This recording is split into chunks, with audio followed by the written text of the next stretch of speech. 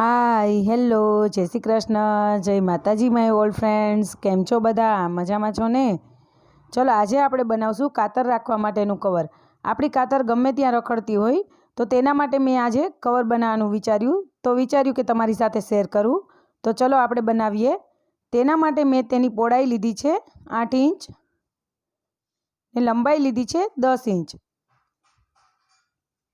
10 inch મેં તેની લંબાઈ લીધી છે ને પહોળાઈ 8 ઇંચ લીધી છે। તેટલું જ મેં એનું અસ્તરનું કાપડ લીધું છે ને તમે જો અંદર ખાનું મૂકવામાં અંદર તમે જો તમે લોકો અંદર પોકેટ બનાવવા માગતા હોય કંઈ રાખવા માટેનું તો તેના માટે થઈને હું પોકેટ બનાવું છું। જો તમે ન બનાવવા માગતા હોય તો આ વસ્તુને સ્કીપ કરી શકો છો। તેના માટે મેં તેની લંબાઈ લીધી છે 5 ઇંચ અને પહોળાઈ જેટલી આપણી છે તેટલી જ આપણે લેવાની છે।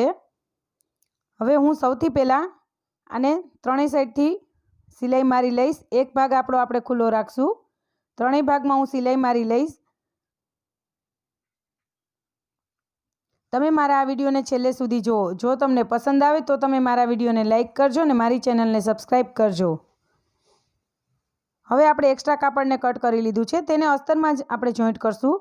હવે હું તેના વચ્ચેના ભાગમાં આ રીતે સિલાઈ મારી લઈશ જેથી આપણા બે બની જાય પોકેટ તે માટે। જો તમે ન બનાવવા માંગતા હોય તો આ ભાગને તમે અહીંયા સ્કીપ કરી શકો છો। હવે હું જે આપણું મેઇન ફેબ્રિક છે જીન્સનું મેં લીધું છે તેમાં વચ્ચેના ભાગમાં બંને સાઈડ હું લંબાઈ જે આપણી છે ત્યાંથી બંને સાઈડ હું નિશાન કરી આ રીતે ચેનને ફિક્સ કરીશ। ચેનને વચ્ચે રાખી ને હું ફિક્સ કરીશ। આપણે બે ભાગમાં જ ચેનને ફિક્સ કરવાનો છે એટલે ઓલરેડી આપણો 3 ભાગમાં ચેન થઈ જશે આ રીતે। હવે અહીંયાથી એક નાની એવી ચપટી ટાઈપ આવશે, તમે આ રીતે ચેનને ફિક્સ કરી દો। એક ભાગ આપણો નીચેનો જે છે તે ખુલ્લો રહેશે, બાકી આ ત્રણેય ભાગમાં આપણે ચેનને ફિક્સ કરવાનો છે। એક્સ્ટ્રા ચેનને આપણે છેલ્લે કટ કરી લેશું। હવે આ ચેનને બીજી સાઈડ પણ હું એ જ રીતે જોઈન્ટ કરી લઈશ।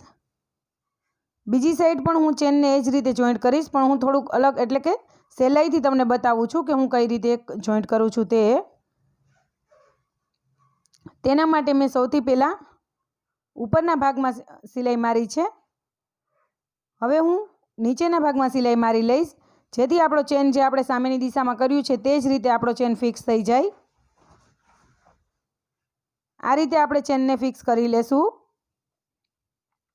ચેનને ફિક્સ કર્યા પછી આપણે તેમાં ધાર સિલાઈ મારશું। જો તમારે મારવી હોય તો જ, બાકી એ સ્કીપ કરજો। હવે આપણું જે અસ્તરનું કાપડ છે ડબલ સિલાઈ આપણે નહીં મારીએ, આપણું જે અસ્તરનું કાપડ છે તે આપણે ત્રણેય દિશામાં ફિક્સ કરી દેશું।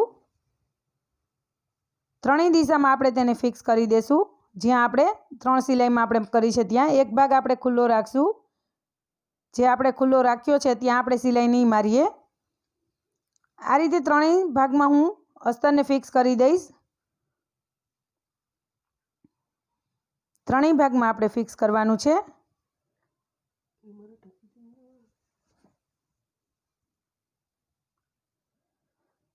ત્રણેય ભાગમાં ફિક્સ થઈ જાય પછી આપણે તેને ઉલટાવી લેશું। ત્રણેય ભાગમાં આપણી સિલાઈ મરાઈ ગઈ છે, હવે આપણે તેને ઉલટાવી લેશું।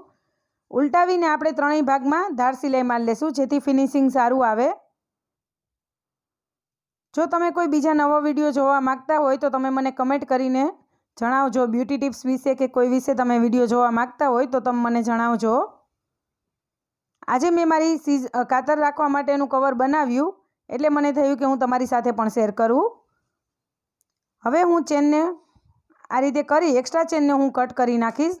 આ એકદમ સહેલાઈથી બની જશે ને થોડી વારમાં જ બની જશે। જો તમારું મટીરિયલ થોડું વધારે થીક હોય તો તમે આમાં અસ્તર ન મૂકો તો પણ ચાલશે, ડાયરેક્ટ પણ તમે આને બનાવી શકો છો।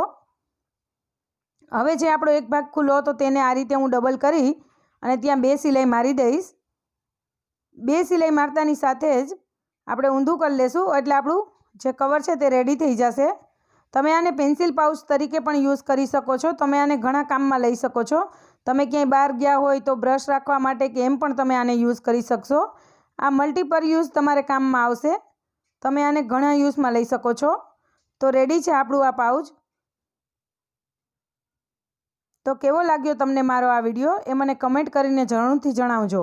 મળશું આપણે નેક્સ્ટ વિડીયોમાં. ત્યાં સુધી આવજો. બાય.